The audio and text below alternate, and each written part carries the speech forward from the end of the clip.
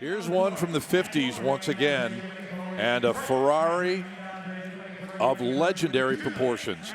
250 GT Tour de France alloy Berlinetta, John. A very significant high-performance Ferrari, Scott, with race history. It was the overall winner of the 1958 race at Monza. It has been impeccably restored. There is no question at all about the pedigree, the history, the authenticity of this car. It has won numerous recent awards. And the restoration on this one goes back to 2012. Powered by that legendary 3-liter overhead cam V12.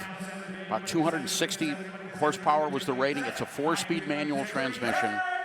Oh, my. And we are at Mecum, Monterey in full force, Scott, as the reserve comes off at $2.6 million.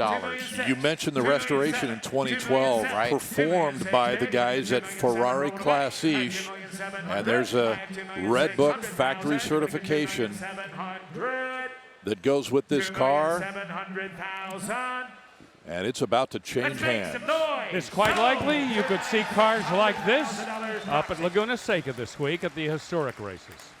$2.6 million. That is the hammer price for this amazing and historic 1958 Ferrari 250 GT. Six-cylinder engine, fuel injection, and a 5-speed manual transmission. And here with us today is Vu Nguyen, the executive director of the Porsche Club.